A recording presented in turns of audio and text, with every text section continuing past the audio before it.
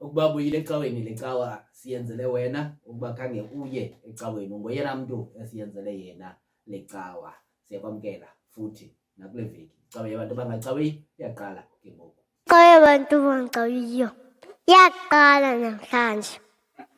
Nase-ofisini yakho uThixo ukhona nasendlini yakho, ukhona nasemotweni yakho, ukhona nasegadini, ukhona nakule ndawo uthi wena indawo engafanelekanga aba bantu balala koopayipi, ukhona kulaa payipi uThixo. Mkhonze ngoba le icawa yabantu abangacawiyo. Icawa yabantu abangacawiyo iyaqala namhlanje. Mkhonze ngoba le icawa yabantu abangacawiyo. Sithi abathithuba ke siyibulise kumntu wonke osibukeleyo kwiindawo zonke nesibukeleyo nikuzo. Sibulise kumntu wonke osimameleyo kwiindawo zonke enesimameleyo nikuzo ngale njikalanga. Igama lam ke ndinguSihle Bonani, andihambi ndedwa, ndihamba nalo mkhonzi. Bawo masibulise ke kumama utata ubhuti nakosisi nakodangandini nabe wonke ke umuntu osibukeleyo ngale njikalanga ngelihle lomdukeli wethu uKristu. Igama lam ke ndingu-Anele wakamguni. Sithemba ukuthi sohlala sonke de kubelele xesha lethu lokuphuma. Ewe bawo, ke bawo sifike kwelaa xesha enyakeni yonke incoko ithi ubusika bungenile ubusika bawo. Ubusika bungenile. Buvakala ke nalapha elizweni eli lam. Zamane ndibe ngulowo mntu ke imane eba nokhohlokhohlo. Ngoku uthi ubusika bungenile kanti yi-disclaimer le oza nayo. Sifika apho bawo. I-disclaimer kamnandi iyabonakala nobonakala into yokuba sinazo nezankwane esizinxibileyo namhlanje. Ubusika bungenile. Bawothandaza bawo masithandaze. Bawo wethu osezulwini, yise wenkosi yethu enguYesu Kristu emhlweni. Thixo wethu onamandla, siyazithoba phambi kobuso bakho Thixo wethu oyingcwele. Sizithi enkosi ke bawo ngokuba usinikile olu usuku lokuba sikudumise futhi Thixo wethu onamandla. Enkosi Thixo wethu oyingcwele ngokusinika elinye ithuba Thixo wethu into yokuba masijonge indlela zethu Thixo wethu onamandla. Enkosi Thixo wethu oyingcwele ngosinika ithuba lokuba sijonge ubudlelwane bethu kwakunye nawe Thixo wethu onamandla. Kuyenzeka ke Thixo apha ekuhambeni kwethu indlela Thixo wethu onamandla siphume endleleni Thixo wethu oyingcwele singaziqondanga. Kuyenzeka Thixo ngamanye amathuba nangokuthanda kwethu izinto Thixo wethu siphume sibe sizibona into yokuba siyaphuma endleleni yakho Thixo wethu oyingcwele.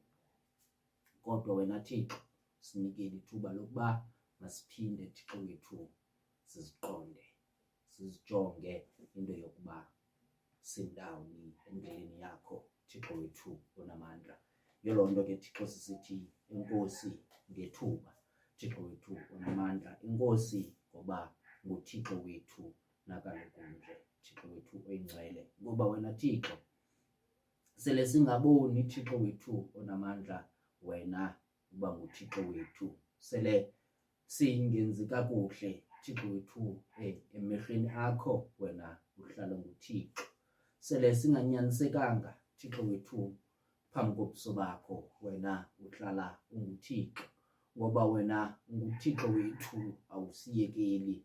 Sele singabantu abakuthathanga Thixo wethu onamandla. Yiloo nto ke Thixo sisithi sehla phambi kobuso bakho sizicelela noxolo Thixo wethu ngokungenzi kwethu kakuhle ezantsi emhlabeni. Asivula le nkonzo ke Thixo wethu onamandla, sicela ke wena Thixo wehle use phakathi kwethu Thixo wethu onamandla. Ngoba Nkosi xa siqhuba le nkonzo ngekho iyawuba lilize elo Thixo wethu onamandla. Yiloo nto ke Thixo sikucela xa kubekwa ilizwi Thixo wethu onamandla uzohlale ezincambeni zolwimi Thixo wethu lomkhonzi wakho uzawuthi xa ibeka ilizwi athethe ngegama lakho Thixo wethu onamandla. Ngoba Thixo umnqweno Thixo kukuba ze athi omameleyo Thixo ave into yokuba wena uzama ukuthini ebomini bakhe Thixo wethu oyingcwele. Sinomnqweno Thixo into yokuba xa sithetha ngezwi lakho Thixo makubekho umoni nobumnye Thixo wethu onamandla ozawuguquka Thixo wethu oyingcwele, nokuba lo moni umnye Thixo wethu ngomnye wethu Thixo wethu apha ngaphakathi estudio Thixo wethu. Kodwa ke Thixo zekuthi umnqweno wethu futhi ugqithele nakomnye umuntu oza kuthi emamele, ngoba Thixo wethu sesiqiniseka noko ngoku into yokuba bakhona abantu abayilandelayo le cawa yakho Thixo wethu oyingcwele. Bakhona abantu Thixo abayithatha Thixo bayi-embrace bayenze yabo Thixo wethu oyingcwele. Ngako oko Thixo sithi enkosi ngokuba wena Thixo wethu abantu bakho ubazisile Thixo into yokuba bazokumamela apha Thixo wethu, bengadelanga iindawo zabo Thixo wethu oyingcwele, kodwa bebona into yokuba mhlawumbi nalapha ingakho into abangayizuza Thixo wethu. Sinomnqweno ke into yokuba ibe khona ke Thixo, ingabi ngathi Thixo apha sizokudlala icawa Thixo wethu oyingcwele, kodwa le nto siyithathe ngobu-serious enabo Thixo wethu, ngokuba kukho igama lakho Thixo wethu elincanyathiswe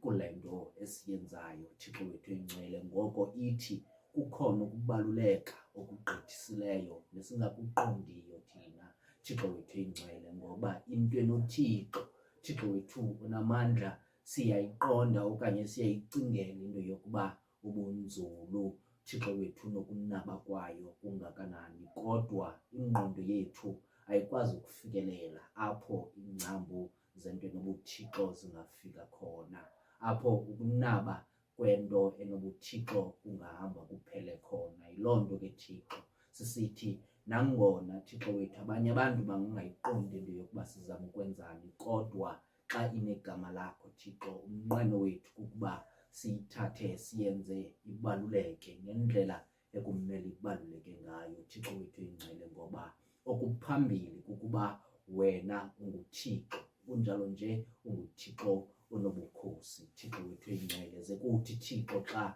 ukunye phakathi kwethu nemithwalo yethu Thixo wethu, nemithwalo yabazali bethu Thixo wethu, nemithwalo yezihlobo zethu Thixo wethu oyingcwele, ibonakale noko isehla Thixo wethu, ngoba wena unguThixo wethu. Kunjalo nje sakuza kuwe, wena uyasithethelela ngoku nangona phakade.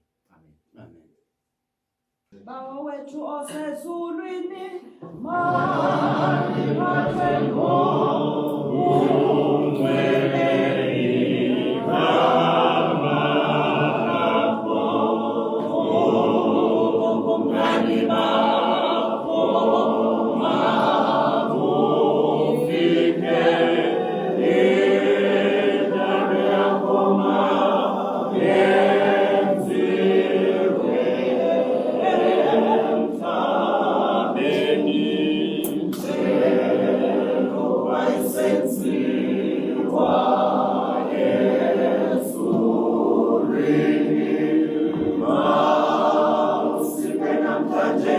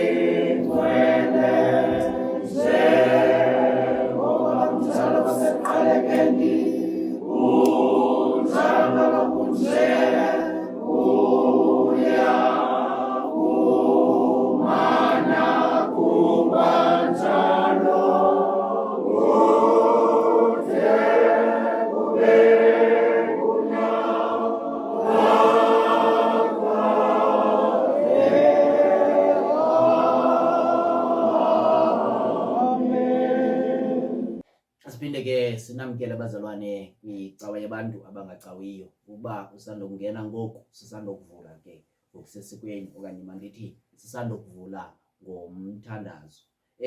Nifika ke xa sizawucela umnikelo, fika ngexesha elihle kakhulu xa sizawucela umnikelo. Ukuba ke awukamcofi usubscribe umnikelo wethu ongekawenzi lowo, sicela ke wenze lo mnikelo into yokuba ucofe usubscribe. Uzabe ke umnikelo wakho wokuqala. Ukuba ke ungumntu osomcofile usubscribe umnikelo wakho olandelayo ukuba cofe ulike. Uze uthi ke xa ufumane elinye ithuba umnikelo wakho ukucofa ushare. Omnye umnikelo bawo kokuba wenze laa nkonzo yomlomo kwiindawo zakho ohamba kuzo, umane usithi rhoqo ngecawa ngentsimbi yesihlanu icawa yabantu abangacawiyo iyaqala. Bawo ukhohlelele Michael.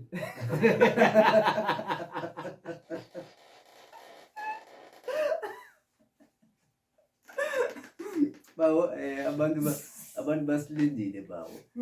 Sicela basilinde kule ncwadi yezenzo isahluko sesesibini ivesi yokuqala siyoma leya yeshumi elinesithathu, izenzo chapter 2 verse 1 up until verse 13 emveni ke kwale ngoma.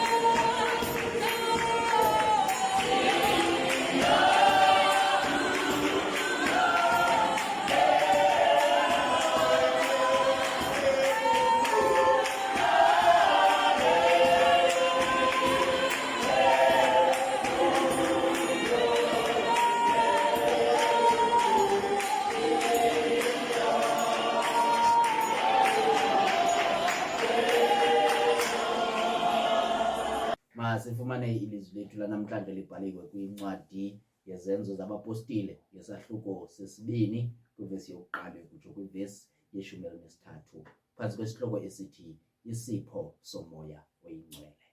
Izenzo zabapostile chapter 2 verse 1 to 13 isihloko isipho somoya oyingcwele. Fundeka ke ngolu hlobo. Ke kaloku ekuzalisekeni kwawo umhla wePentekoste baya bonke bemxhelomnye ndaweninye, kwaza ngequbuliso kwaphuma ezulwini isandi esinjengomoya ovuthuza ngamandla sayizalisa indlu yonke ababehleli kuyo. Kwabonakala kubo ilwimi ezabekayo ngathi zezomlilo, lwaolo lwahlala phezu kwabo bonke ngabanye. Bazaliswa bonke ngumoya oyingcwele, baqala ukuthetha ngalwimi zimbi njengoko umoya wayebanika ukuba bathethe baphimisele.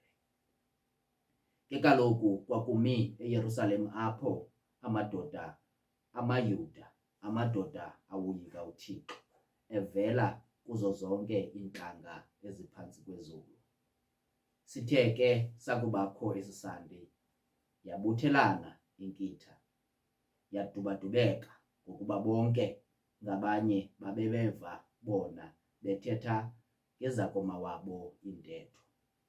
Bathi nqa ke bonke bamangaliswa, wathi omnye komnye, kanene aba bonke bathethayo asingamaGalili na? Kutheni na ke ukuba sibeve nje sonke? Ngabanye bethetha ngezakomawethu intetho esazalelwa kuzo.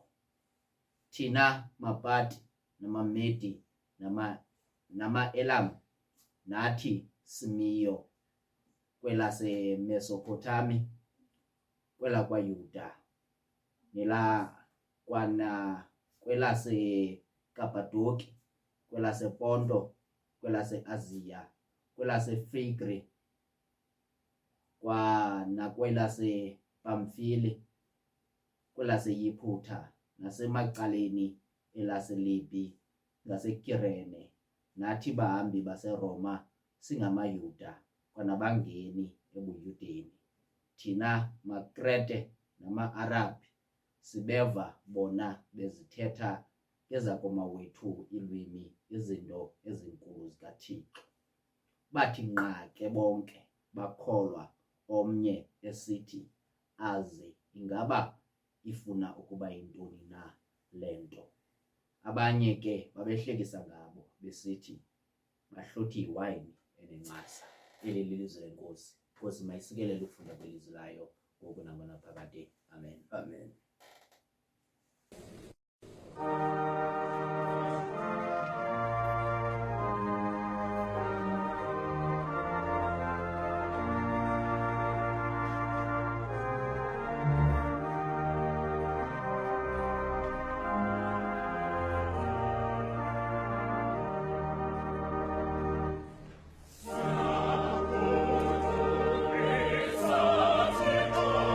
Sia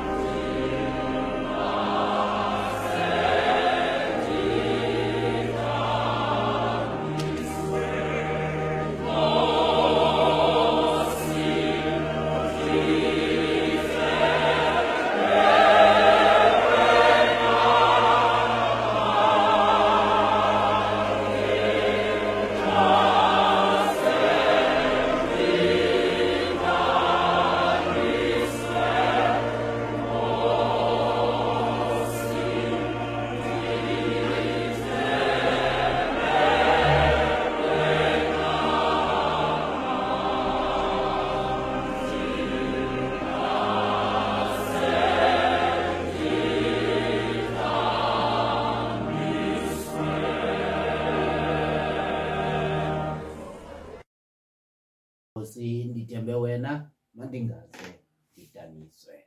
Sizakuke bawo.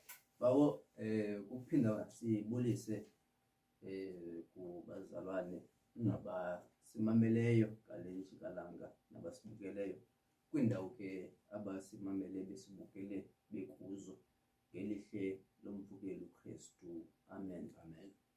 Uvesi kwaza ngequbuliso sibaleke siye kuya yesine. Bazaliswa bonke ngumoya oyingcwele. Sibaleke siye kuya yesixhenxe. Bathi nqake bonke. Okay. Bawo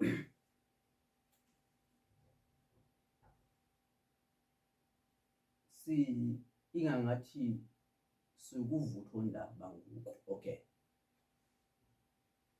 Ingangathi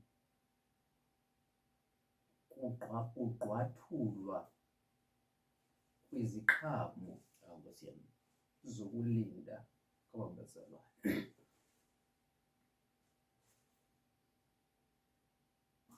Mhlambi emveni kwezinsuku ziyi-50 uzokutsho ngoku, okanye mhlambi singatsho leya naleya yi-51. Nkosi yami. Emveni uba aba bazalwane bembonile uYesu edlavulwa phambi kwabo, egqagqanyiswa phambi kwabo. Bambona uYesu ebethelelwa phambi kwabo. Bambona uYesu engcwatywa phambi kwabo. Ithemba lalahleka. Bambona uYesu evuka phambi kwabo. Nangoku sevukile, umhlawumbi ikhona intwanana yethemba ekhoyo ezinhliziyweni zabo, kodwa ikhona nale ntithi siza kuthini emveni uba emkile kuthi. Nkosi yami.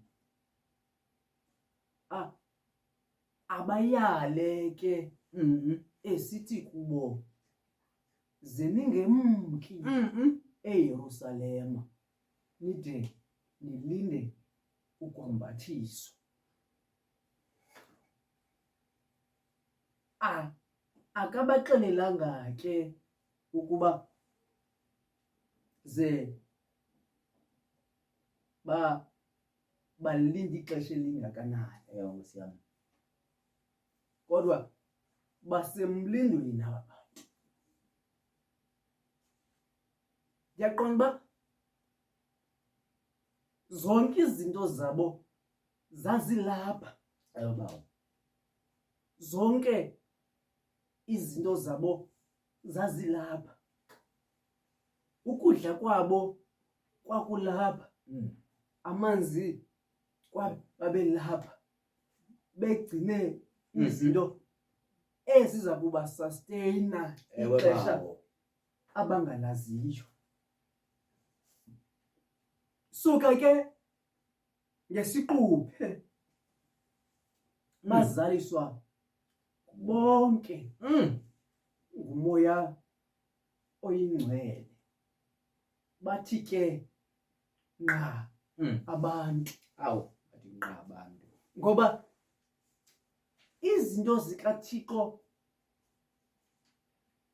xa simlindile zisuke zithi nqa okanye zisuke zithi gqi ngesiquphe. Nkosi yami. Ngoba asinikwanga ixesha ukubana linda kangakanani na, Nkosi yami. kodwa silindile. Kodwa izinto zikaThixo zona zizawusuka zithi thi ngesiquphe Hawu Nkosi yami. asuke ahlala umoya oyingcwele phezu kwakho bathi nqa abantu. iBhayibhile ke isixelela okanye isibalisela njengento ethi aba bantu babehleli lapha eYerusalema babehleli kule ndlu, kodwa xa efika umoya oyingcwele Hawu Nkosi yami. ufikela kule ndlu, akafikeli abantu aba-around indlu, ufikela ke aba bantu balapha endlini, ngoba kuyacaca ukuthi aba bantu babelapha ngaphandle yayingengobantu abalindileyo, abalinde umoya oyingcwele. Nangona ke yayikhona i-event eyayicelebratewa ngeli xesha, kodwa babengalindelanga umoya oyingcwele aba bantu. Umhlawumbi ke nathi ngamanye amathuba zikhona izinto esizilindileyo, bana bahle bedinga. Umhlawumbi nabanye abantu zikhona izinto abazicelebrateayo apha ecaleni kwethu, kodwa likhona ixesha apho khona umoya oyingcwele aza kuhlala phezu kwentloko zethu, bana bahle. Zithi zidingo zethu, iintswelo zethu esinazo, okanye imithandazo yethu esinayo ezintliziyweni zethu, okanye izinto ebesileqisha kuzo ngazo, bana bahle bedinga zibothusa abantu abahleliyo okanye abasibukeleyo abalapha ecaleni kwethu, ngoba aba bantu bathe nqa, bana bahle bedinga. Ngabantu abatheni aba, bana bahle bedinga. Asizothi bethetha abantwana bahle bedinga sisuke sibave, nangona sibazi aba bantu ukuthi abalili ihlanga lethu, bana bahle bedinga. Ithi ke loo nto bawubonani babethetha ngalwimi, bana bahle bedinga. Umhlambi amatrete anga ayebava, amayuda ayebava, bana bahle bedinga. Nabantu abangeniswa ebuyudeni, bana bahle bedinga, babebava ukuthi bathetha ukuthini.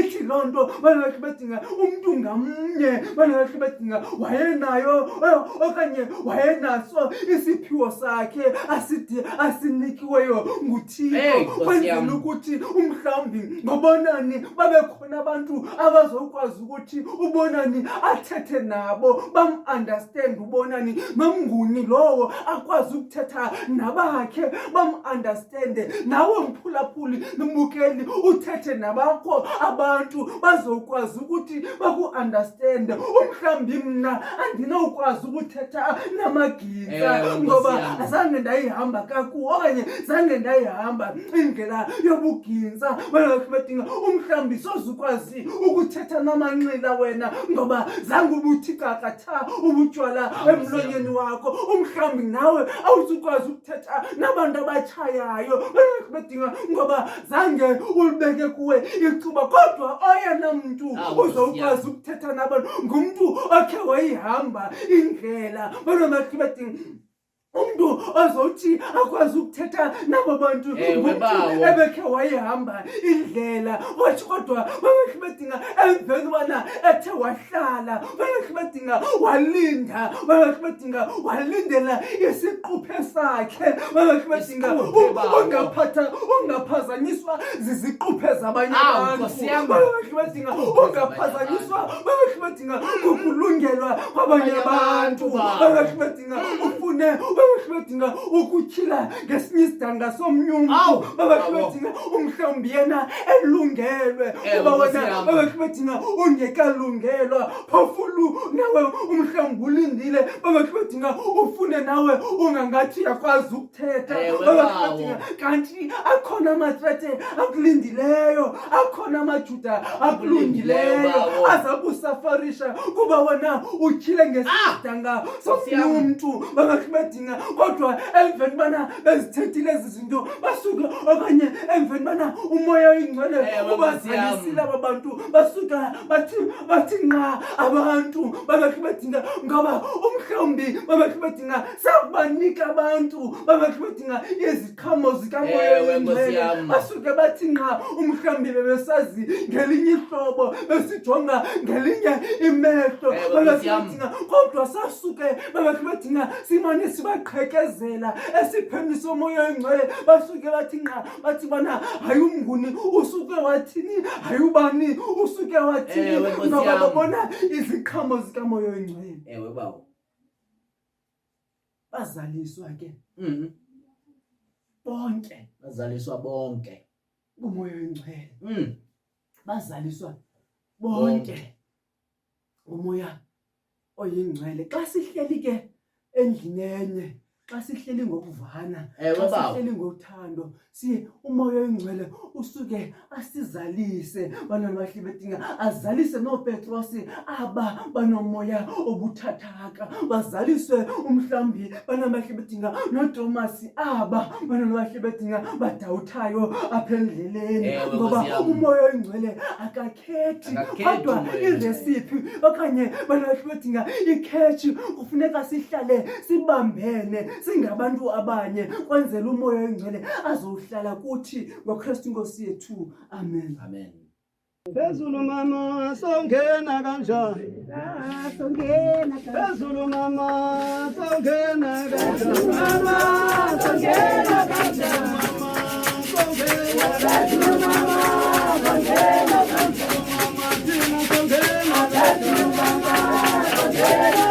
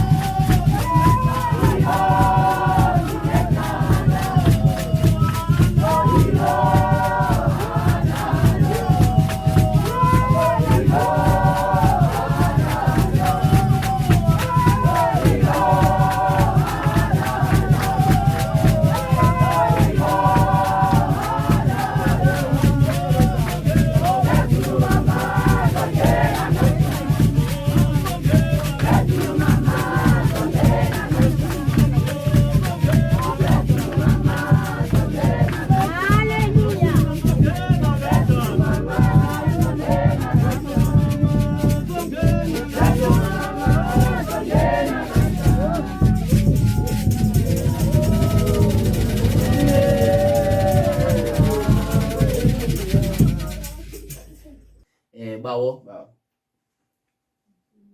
Bathi nqa ke bonke. Ukuva kakuhle ke. Ewe bawo. Awusithi bathi nqa ke bonke.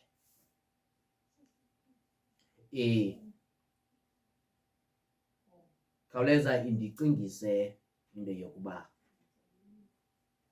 ilizwe okanye kwihlabathi eli lonke liphela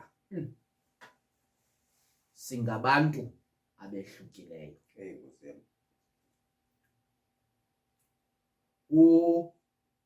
Kwehluka kwethu kukohluka ngokwebala ibe kukohluka ngokwesintu ibe ngamanye amaxesha ibe kukohluka ngokwesini nangolwimi. Kwihlabathi eli lonke singabantu abehlukileyo.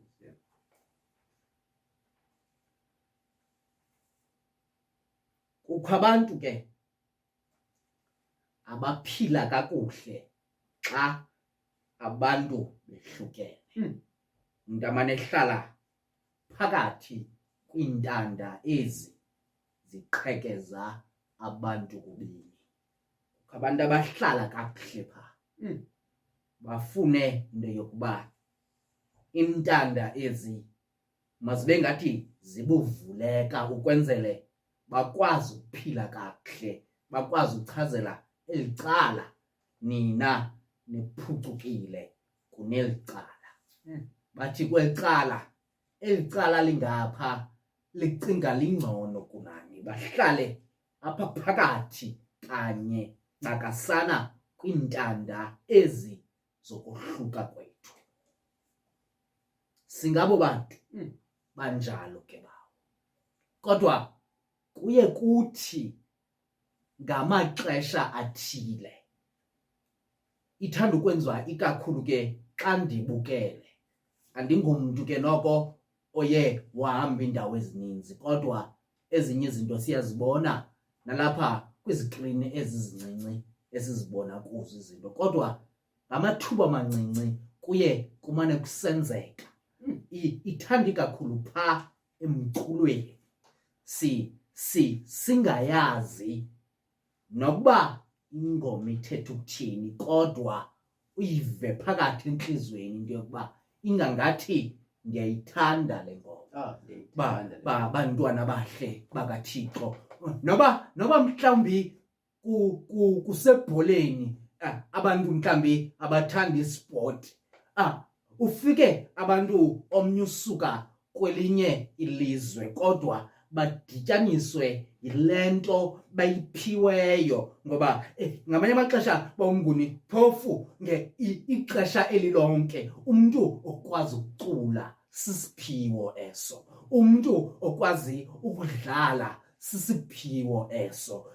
Abantu abaphiweyo bawumnguni, nokuba baphiwe benjani, nokuba umntu uphiwe engumntu obhinqileyo, nokuba umntu uphiwe engumntu omnyama okanye engumntu omhlophe, kodwa umntu ophiweyo bonke abantu bayama bayijonge le nto ayenzayo ibe ngangathi ithetha nabo entliziyweni, ngoba lo mntu isiphiwo sakhe yinto eyenzeka ingangathi yinto nje ayenza ingathi kuphefumla, wonke umntu ame abukele. Kukho abantu esibaziyo, once uve kuthiwa ubani uyadlala endaweni ethile, abantu babe baninzi, uve into yokuba ne-views into yokuba uba ibe seTVini ziye zophula amarekhodi athile, ubuze into yokuba ingaba ngabantu abatheni. Abanye abazi nolwimi alithethayo lo mntu, kodwa bathanda le nto ayenzayo ngoba uphiwe. Bantwana bahle bakaThixo, ithi le nto abantu abaphiweyo ingangathi sesisipho somoya oyingcwele. Abantu abaphiweyo banayo indlela yokudibanisa iintlaba zahlukane, abantu abangathethi ulwimi olufanayo. Bantwana bahle bakaThixo, ingangathi sibona loo nto wakuphiwa nguThixo, noba abantu bathetha izinto ezingavaniyo, kodwa ufika wena nesipho sikaThixo kubekho into yokuba kutheni ngathi siyavana nje, ndisigqibele ndingamthandi ubani kodwa kuthe kofika ubani, kodwa apha sithetha into enye ngoku, siphuma sigonene nogonana. Kunjalo ukuphiwa nguThixo. Abantu abadibanisa abantu bawumnguni ayizizinto abakwazi ukuzenza ngokwabo, kodwa yinto abayiphiwe nguThixo leyo. Bantwana bahle bakaThixo, kodwa ngelishwa bawumnguni kukho abantu abaphila phakathi kwentanda. Bantwana bahle bakaThixo, bathi bakuyibona loo nto kuyatshiwo nalapha kuthiwa abanye ke babehlekisa besithi aba bahluthi iwayini enencasa. Bantwana bahle bakaThixo, wena ubuyakwazi ubadibanisa abantu, yazi into yokuba uphiwe nguThixo, kodwa uzuyazi singayazi. Bakhona abanye ke abazawufika bakwenza intlekisa sele uphiwe nguThixo bathi mjongeni lo udlala ngento nje angayaziyo. Bantwana abahle bakaThixo kukho abantu abazaba njalo, bantwana abahle bakaThixo, kodwa zesazi njengoba bekhona abantu abafuna ukuhlala phakathi kwentanda ukuze zingadibani. Abantu bakaThixo bazawufika, kunjalo nje isiphiwo sikaThixo sifika sigqithe ngapha kofuna ukwahlukaniswa. Bantwana abahle bakaThixo, kutheni ngathi ubonani uyavana nomnguni nje, khani behlukanise. Kodwa into kaThixo ithi yona xa kukho isiphiwo sikaThixo nabanye abahlukanisa kuzawufika ixesha lokuba intanda zidityaniswe. Bantwana abahle bakaThixo, noba ningahlekisa ngezinto zikaThixo, ninabantu abazaziyo kakhulu izinto ukogqitha abanye abantu. Nithi abanye abantu bahlekiswa okanye basele iwayini nencasa. Bantwana abahle bakaThixo, zenazi into yokuba izinto zikaThixo uThixo uyazidibanisa. uThixo. Ewe thina sohlukene, kunjalo nje ukwehluka kwethu bawumnguni kubangela into yokuba singazazi nokuba asivani. Bantwana abahle bakaThixo, kodwa kwakufika isiphiwo sikaThixo siye sizibone into yokuba thina kumele siyavana. Mhlawumbi ilizwe okanye ihlabathi eli ligcwele iracism kangaka kungenxa yokuba kukho abantu abahleli phakathi kwentanda bathi lo mntu ufuna ukudibanisa abantu bakaThixo nguye lo ingangathi usele isiselo esinxilisayo. Lo mntu umane sithi simela sonke siyalingana nguye lo uthetha into eyembudede. Bantwana abahle bakaThixo, kodwa namhlanje sizokuthi akungenelela uThixo. Bantwana abahle bakaThixo, kuzawudibana izinto. Wena ofuna abantu bohlukane uzawuphuma ecaleni. Abanye ke babehlekisa ngabo. Bantwana abahle bakaThixo, kude kube khona abantu bawumnguni xa benibona noba mhlawumbi kupha enkonzweni okanye noba kupha kwindawo enisebenza kuyo, xa babona ingathi kule kona yenu kule nto nizama ukuyenza ingathi niyavana, babona into yokuba olu bumbano olu ingangathi luzawumosha icawa, bamane befika bezofaka into zabo ukwenzele kuqhekekwe. Bantwana abahle bakaThixo, ngaba bantu bathi xa bebona into entle bacinga abantu bayanxila. Bantwana abahle bakaThixo, kodwa namhlanje sizokuthi isiphiwo sikaThixo siza kubhenca sikubekele ngaphandle ubizwe ngokuba ungabanye ke. Abanye ke abanye bachaziwe into yokuba aba ngabasekrete, aba ngamayuda, kodwa kuthiwa abanye ke uzawuba ngabo bantu ngenxa yokuba wena awuyifuni into entle. Bathi nqake bonke, bathi nqake bayayibona abantu abazanayo okanye abayibonayo into entle, bayayibona into yokuba ingaba yenzeka kanjani le nto. Kodwa aba bantu siyaziva izinto mhlawumbi bebengazazi nozazi ezinto zithethwa ngoThixo, kodwa ngenxa yokuba ufike isiphiwo bayayibona ngoku into yokuba ibinkulu le nto ibisenzeka apha. Kunjalo nje sithe nqa into yokuba kutheni besingayazi indaba ezilunge kangaka, kodwa kukho abantu bahlala phakathi kwentanda. Abanye ke bantwana abahle bakaThixo bangabizwa ngegama, ulumke bawumnguni, ungathathwa isidima sakowenu okanye isidima sesizwe sakowenu sibekwe ecaleni sibizwe ngokuba ngabanye ke ngenxa yokuba wena awufuni abantu badibane. Isiphiwo sikaThixo siyabadibanisa abantu, kodwa wena ukuba usebenzela ukwehlukanisa abantu uzuzazi into yokuba ungabanye ke wena. Uba apho kudityene khona wena ufika ufune uqhekeza. Bantwana abahle bakaThixo, uzuzazi wena ungabanye ke. Asiyazi nefani yakho, asazi nesiduko sakho, kodwa ungabanye ke. Ngabanye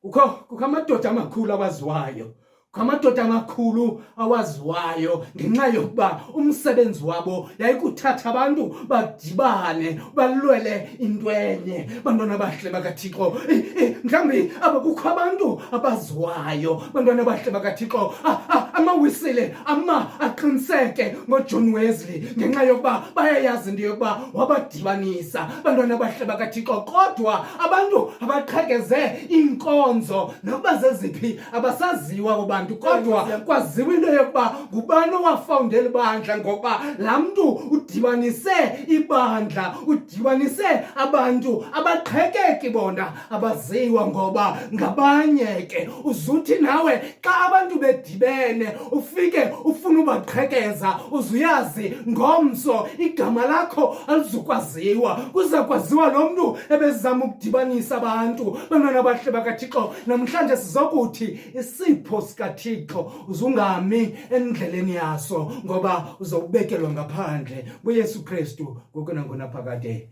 Amen. Nento kwenza manje khafaka ingubo namongameli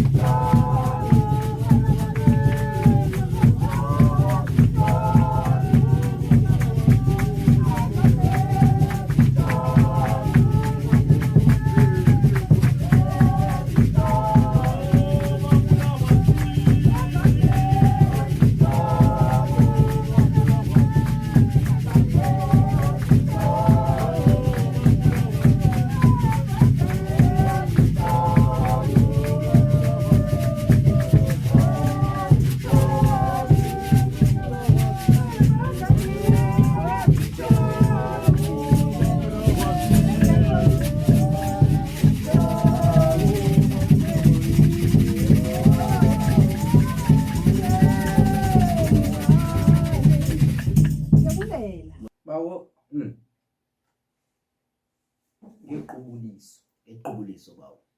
Babo kukho abantu abalivuyelayo iqubuliso. Nkosi yam, Kukho abantu bangalifuniyo.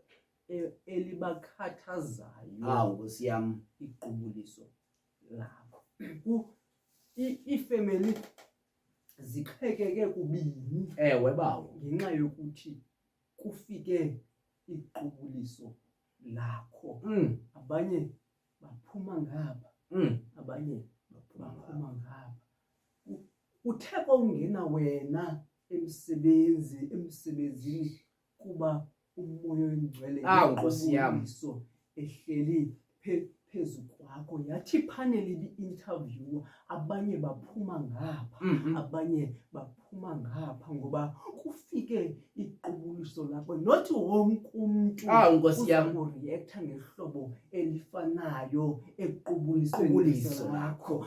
Bakhona abantu abazokuhlekisa Nkosi ngawe. yami. Bakhona abantu abazokuthi thini lento into kaThixo lena. Bakhona abantu abazokuthetha izinto kuba bebona iqubuliso lakho. Ewe, bawo. Bahle bedinga ngoba iqubuliso xa lifikile phezu kwakho lenza abantu bohlukane. Nkosi Nangona yami. bebesuka esixekweni esinye, nangona bebesuka bakhe bedinga esizweni esinye, Nkosi nangona yami. bebethetha ulwimi elinye, nangona bebelala umhlambi esizalweni esinye, Ewe, nangona bawo. xa bebesiza behamba kunye apha endleleni lisuka iqubuliso lakho liqhawule kubini. Ewe, Abantu Nkosi bakhe yami. bedinga abanye bathethe lena, abanye bathethe lena, kakade uThixo mosi bana bakhe okanye ilizwi likaThixo lihlaba lahlukanise. Bana bakhe bedinga ngoba iqubuliso xa lifikile bana bakhe bedinga lohlula phakathi kwegusha nebhokhwe. Bana bakhe bedinga ucace ezikaThixo, bana bakhe bedinga kwezinye izizo ezikaThixo ngoba iqubuliso likaThixo umhlambi bana bakhe bedinga lifika kubantu abangajongelwanga ntweni. Ewe, Bana bakhe bawo. bedinga singayazi nokubana bana bakhe bedinga inceba kaThixo ikhona kaba bantu kuba bana bakhe bedinga besicinga ubana inceba kaThixo ifanele abantu abathile. Bana bakhe bedinga Ewe, Nkosi singayazi isiqhawule. Bana bakhe bedinga inceba kaThixo singathethiyo Nkosi ngoba yami. sothuswe liqubuliso. Abanye bawo bahlutshwa liqubuliso. Nkosi. Ingathi ndikuva xa usitsho abanye bahlutshwa liqubuliso. Kutheni nje iqubuliso lifike kubani? Okanye kutheni ubani ephumelele ngequbuliso? Ngoba ebesavuyela laa pati nje yokuba ubani okanye unyana kabani uyawuhlale ngeyonto, kanti izinto zikaThixo zifika ngequbuliso. Athi umntu esajonga ngapha ebalisela ummelwane wakhe into yokuba baphindile. Kunjalo nje ilishwa labo liphinde labalandela xa iguquka ufikile uThixo ngequbuliso.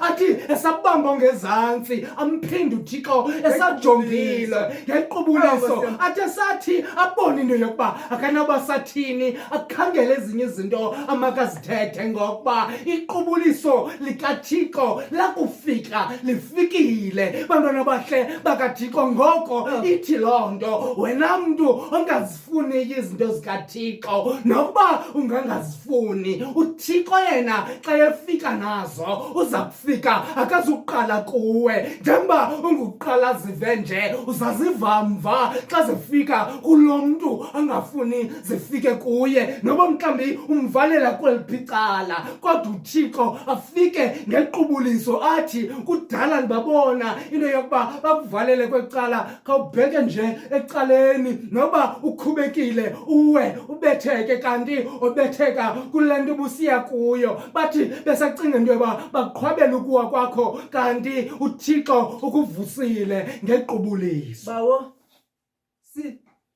singazigwagwisi Singazigwagwisi. ngequbuliso. Bantwana bahle singabi namagxa ngequbuliso ngoba bantwana bahle bedinga sakwenzeka izinto ebomini bethu. Bantwana bahle bedinga sihamba ngamanye amathuba side siphakamele noThixo silibale ukuthi esi sisipho. Bantwana bahle bedinga umhlambi siphakamise izinto zethu, siphakamise amandla ethu, silibale ukuthi esi sisipho. Akho nto bayenzileyo bana bahle bedinga umhlambi engangathi ngcono aba bazalwane. Bana bahle bedinga akho nto bayiphakamisileyo ukuze bafumane eliqubuliso. Nkosi yami. Usuke wabona uThixo ukubana makahlise inceba yakhe. Ewe, Bana bawo. bahle bedinga ngoba sisipho esi. Umhlambi nawe bana bahle bedinga ungaziboni ngathi ubhetere phakathi kwabantwana bakokwenu, ungaziboni ngathi ubhetere phakathi kwetshomi zakho, ungaziboni ngathi ubhetere phakathi kwabantu ubufunda nabo, kodwa liqubuliso Ewe, bawo. ungazigwagwisi ngalo. Usenolithatha uThixo babahle bedinga isipho sakhe, babahle bedinga ngoba liqubuliswe. Bawo ingangathi xa uThixo kuphile sebenzisa lonto ukudibanisa abantu. Bantwana bahle bakaThixo, ngoba lishwa esikulo noba kukweyiphi indawo kungadibani okanye kungavani kwabantu. Abantu abakwazi ukudibanisa abantu ngabantu abanesiphiwo. Bantwana bahle bakaThixo, mhlawumbi sikwezi ngxaki sikuzo sikhokelwa ngabantu abangenaso isiphiwo. Abantu abanesiphiwo babuye umva. Bantwana bahle bakaThixo, ngoko umsebenzi kaThixo awukwazi ukwenzeka. Bantwana bahle bakaThixo, ze uthi xa uphiweyo nguThixo usebenze. Bantwana bahle bakaThixo, noba uzawuhlekiswa ngawe, noba bazawumane bekutyhalele emva, ngoba isiphiwo sikaThixo simele sisebenze ukwenzele kuzowuncedakala inkitha. Bantwana bahle bakaThixo, ngoba abantu abaninzi bayalahleka bawumnguni, nothi ukuba bayazazi into yokuba bayalahleka kodwa abaqinisekanga apha endleleni, okanye bahambe nabantu abarongo ngexesha elifitshane, bazibona sebeganxelekile ezingxakini. Bantwana bahle bakaThixo, kubekho abantu abaphiweyo nguThixo abanokwazi ukubanyundula abo bantu kwezo ngxaki bakuzo, kodwa abantu bakaThixo abazisebenzise zonto ngenxa yokuba boyika abanye abantu abazawuhlekisa ngabo. Bantwana bahle bakaThixo, sizokuthi namhlanje ubuThixo ukuphile isiphophe sona. Bantwana bahle bakaThixo, ndisazi mna nokuba sesiphi kodwa suyeke ukusebenzisa isiphiwo sikaThixo, ngoba kusenokwenzeka kukho abantu abafayo ngenxa yokuba wena awusebenzisi isiphiwo sikaThixo. Bantwana bahle bakaThixo, kukho abantu abamamelayo xa kuthetha wena, kukho abantu abevayo, kukho abantu abalungayo xa kusondela wena, kodwa umane uhlala emva ngenxa yokuba kukho abantu abafuna ukuqhekeza apha endleleni, kunjalo nje bafuna ukugqitha nalapha kuwe. Sizokuthi namhlanje uThixo ungakuwe, kunjalo nje umsebenzi kaThixo uzawusebenza wena xa uthembele ngoThixo. Le nto iphiweyo nguThixo phinde uyibuyisele kuThixo, uthi ndicela undincede ndikwazi ukuyisebenzisa ukwenzele ihlabathi lethu libe ngcono kunayizolo, okanye libe nengcono kunale ndlela esilibeka kuyo okanye esilibona kuyo ngeli xesha. Bantwana bahle bakaThixo, ube uThixo ukuphile, wena ngumntu onokubangela kubekho abantu abaninzi abancedakalayo, ubayeka abanye abafuna ukulumosha elihlabathi. Bantwana bahle bakaThixo, uThixo ukuthembile, uThixo ukuphe isiphiwo, kube cinga into yokuba uyakwazi ukusebenzisa. Ngabazalwane siningahamba ngobusuku banamhlanje niyokukhangela into uThixo wayekade niphe zona. Mhlawumbi uThixo akakazixutheli ngakuye, usaziyekile nje zingqengqile kwezaa ndawo nanizishiye kuzo. Ngabazalwane ningaphuthuma apho uThixo wayenithume khona. Bantwana bahle bakaThixo, ngoba kukho abantu abaninzi bawumnguni abathunyiweyo abangekayi apho bathunywe khona. Bantwana bahle bakaThixo, sizowucenga bona namhlanje, ningagada abanye, ningamamela abanye, ngoba bona baphila kakuhle xa izinto zingahambi kakuhle. Nina nithunywe nguThixo into yokuba abantu badibane. Lilizwe lenkosi eli yaliviwa bobumnyama bubaleke. Makasikelele uThixo elizwi ngoku nangonaphakade. Amen.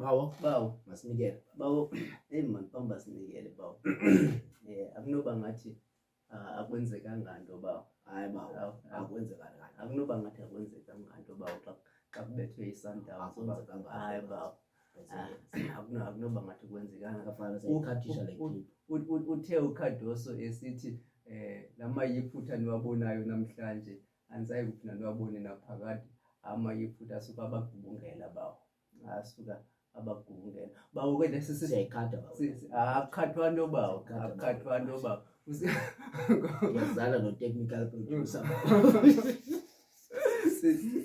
siselapho bawo kunjalo kulo mba kaKhadoso ukubana ke uyayithanda le nkqubo yethu siyacela ucofe usubscribe ukubana ke uyayithanda kakumbi ungacofa ulike uyisharishe nakuplatform kuzo zonke platforms ohamba kuzo ungayisharisha ke nakula page ye-Sundowns ukwenzela ukuthi abalandeli be-Sundowns bazobukela apho iinyembezi zosulwa khona abazalwane kwindawo ke esihamba kuzo kwindawo eziteksini ezirenkini ezibhasini nasezitreyinini napha kuba ukhiva ke emotweni uhambise lento ithi icawe yabantu abangacawiyo iyafumaneka ke nalo mzalwane we-Sundowns ungumbhexeshi wethu uSihle wakabonani yawumaneka ngamanye amathuba emane ekhatshwa leli khosi likhulu uAnele wakamnguni inkosi aliphinde umoya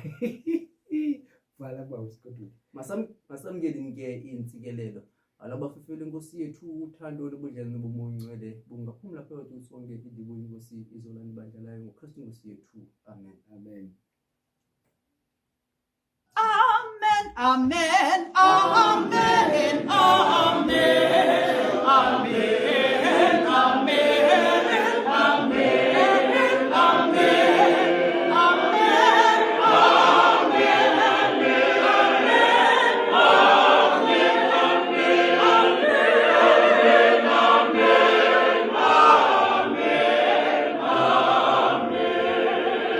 ukuba buyile ecaweni lecawa besiyenzele wena ukuba khange uye ecaweni ngoyena mntu ebesiyenzele yena lecawa ukuba ke kunye noba ukhiva phakwi-top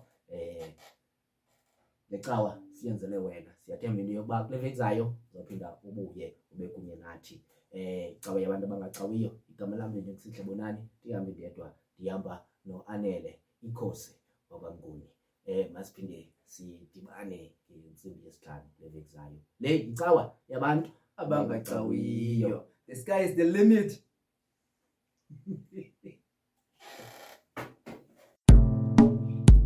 Yo. Papa, you, Papa, Take three. Papa.